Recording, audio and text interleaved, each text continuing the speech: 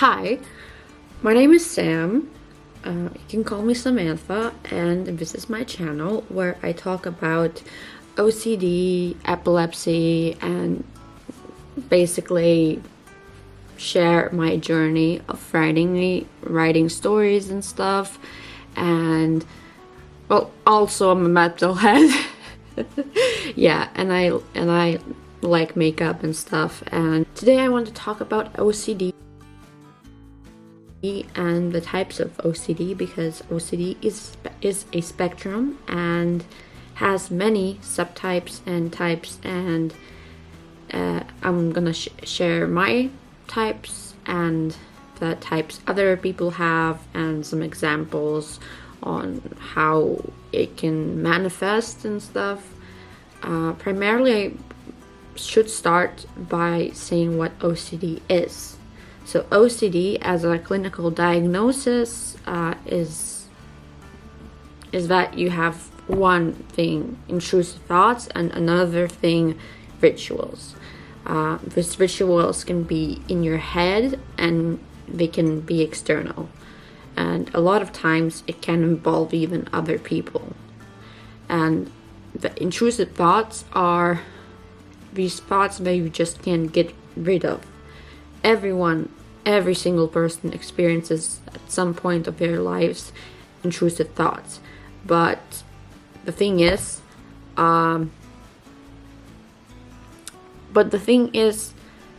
people with OCD can't necessarily get rid of them. And it's like if you would take like a tennis ball and put it into a box and then shake the box, the tennis ball would just bounce forever. This is how it feels like to have intrusive thoughts. So yeah, so let me get into what kinds of types I have, because I have a mixed type of OCD. So primarily I have contamination OCD, checking OCD, and intrusive thoughts.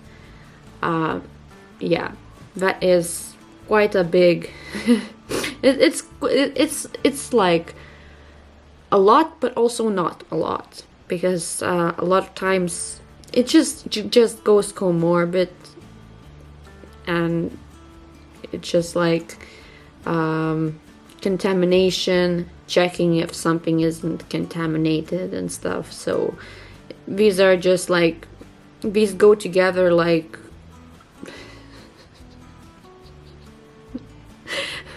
these kinds of comorbid obsessions, they just go like peanut butter and jelly. I mean, really.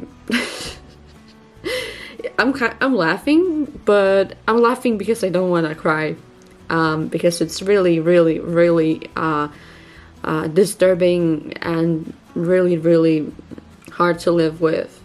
But I guess one of the defensive mechanisms to like this kind of situation is laughing. So yeah, and I feel like I can laugh out of my illness, because why not? So yeah, so basically let's talk about other types of OCD. So there's hoarding OCD, where people they have this obsession that they will need something in the future, for example, and they hoard things. It's usually just like an intrusive thought that just like, maybe I will need this or something like that, and it can just people start hoarding stuff, and it just starts as just keeping a few things, and then it ends up just the whole house in freaking useless stuff. The another subtype is harm OCD, which is basically, it's like a two-way street. It's either people have intrusive thoughts that they will harm other people, like kill them, for example. And another way it can manifest is they think about their loved ones being harmed. So, like, for example, if I don't do this, my dad will die or something. And it's usually the kind of rituals people do is like tapping on the wood or doing like, I don't or something, but it's like, instead of like doing it like a normal person would do it like once or twice, it ends up being like an hour in a day and stuff. Well, checking OCD I've covered. It's usually just the intrusive thought of what if it's not enough, or what if it's not locked. Like, for example, doors. When I go out, I have to really, really focus on locking the door. I still use my camera, like on my telephone, to record how I'm locking the door so that I don't go back and don't check. Then there is rumination OCD, which is basically, well, again, people ruminate. They start thinking about the problems, and then they start Googling about the problems, like trying to find answers, but it doesn't really happen, and it just takes up a long day, like a long time in a day.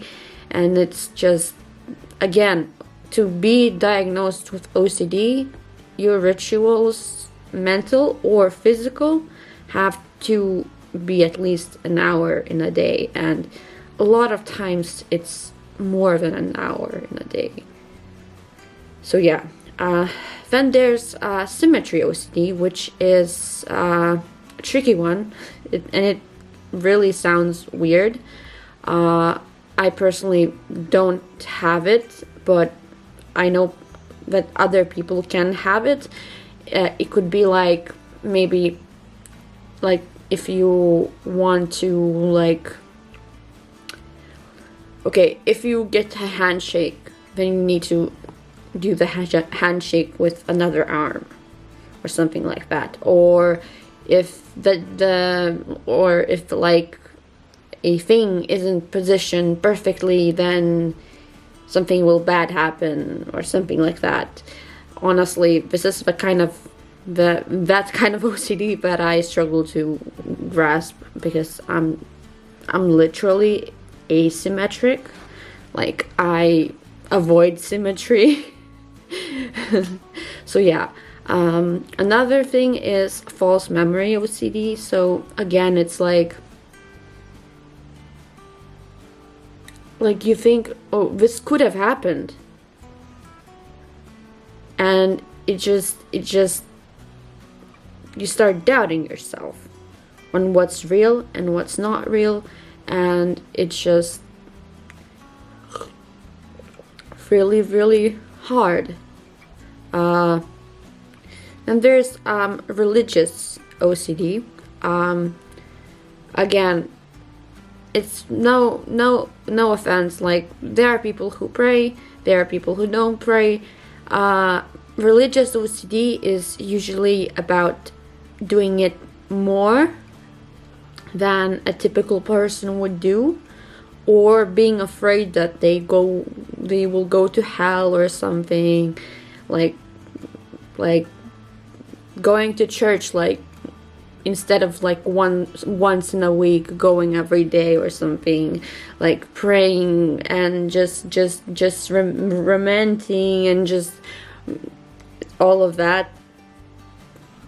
Especially like, I don't have this, but I imagine that it's probably like, again, the main thing could be, I believe that I'm going to hell if I don't do this.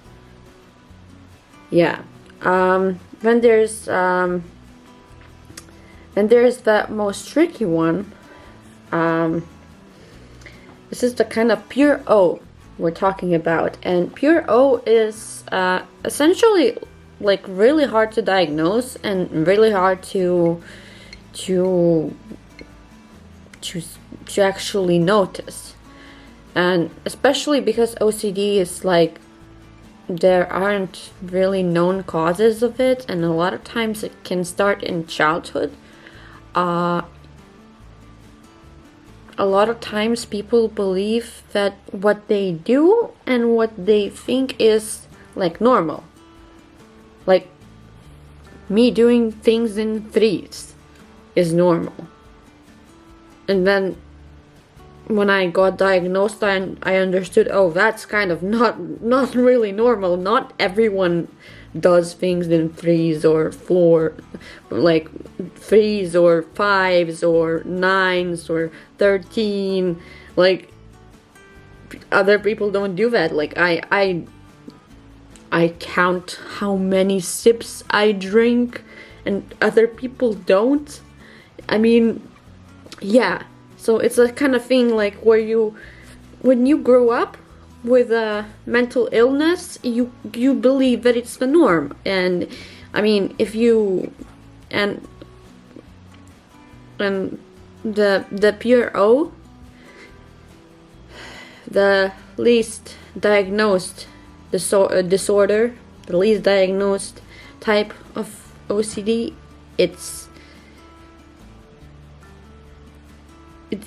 people still have rituals, but the rituals are inside their heads, and it's usually like a person has like a thought that is like disturbing or whatever, like an intrusive thought, and then they start like arguing with the thought and doing rituals inside their head. So maybe repeating mantras or I don't know, like thinking about how it's not factual and something. This pure O, it's one of the least diagnosed ones, and I mean, when you're not diagnosed, you're not treated, you're not medicated, so I imagine it's one of the hardest and one of the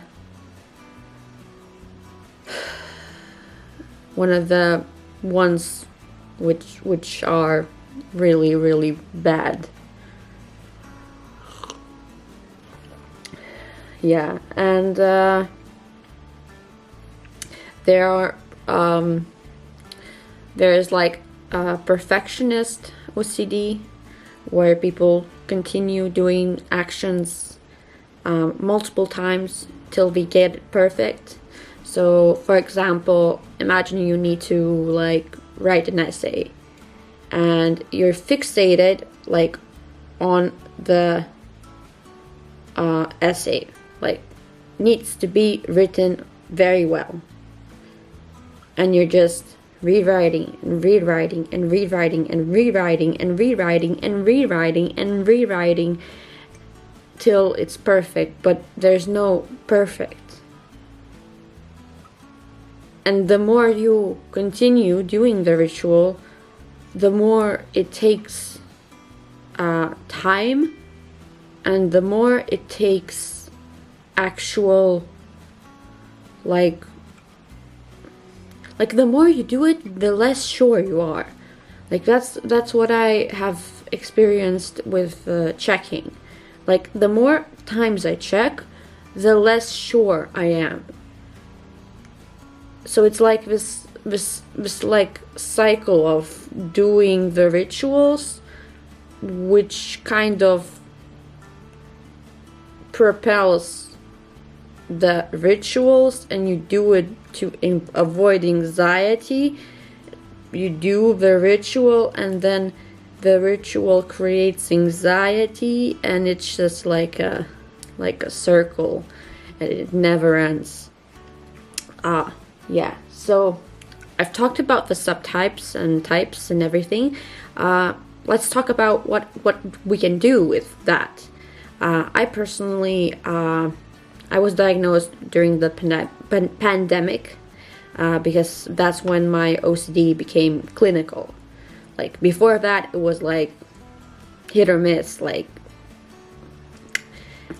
it wasn't that bad. I mean, it was quite bad at one point. At one point, I was so fixated that like on theater that I will be like rejected. That I like. This is kind of a okay. This I think this should be like a story time or something.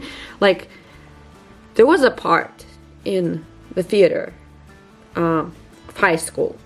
I was like in 9th grade or something, and I got a part, but I wasn't sure about it, and it was kind of made clear that I could maybe lose the part, or maybe that's just my thoughts at that point.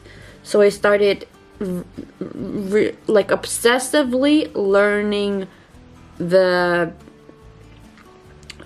script, and I would like, instead of schoolwork, I would do that. I would do that instead of schoolwork. I mean, I would like during lessons I would write the script out like word by word. Like I would even create like even like I would, instead of writing the words, I would write the like the first letter of the word. I would like at home I would like record myself reading the script and saying it out loud and stuff. And I mean, again, to learn is like a script, to act and stuff. It's normal to do it, to read it more than once and to repeat it, but that was to the obsessional level, and I thought that was normal. I thought it was just I'm just fearing, and that's it. And then the pandemic hit, and I got diagnosed with the contamination OCD and checking OCD, and basically my psychiatrist at that point, she said, you need medical, medications, you need medications, but you also need therapy, because this kind of disorder, like with the intrusive thoughts, they're so disturbing, and they're so like you do the rituals because you cannot hold and be with the emotion of the intrusive thought. Like you can't, like for example, I like if I touch something and I feel like it's dirty, I can't stand the emotion of feeling dirty. Like I can't stand it. I mean, even waiting 5 minutes is just pain.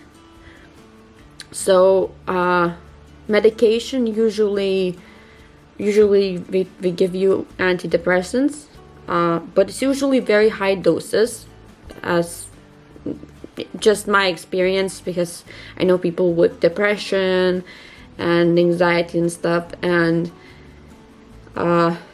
with my disorder I usually take like the triple times dose, or maybe even 4 times dose. Like people with depression take the same meds, but they take like 4 times less and stuff, just because like this disorder is really hard to get rid of, and it's again, it's so stigmatized, and it's like a beneficial disorder and stuff. It's not beneficial at all. It's fucking traumatic to have it. Like just to have like the intrusive thoughts, sometimes it's fucking traumatic. And also it's yeah, you need therapy.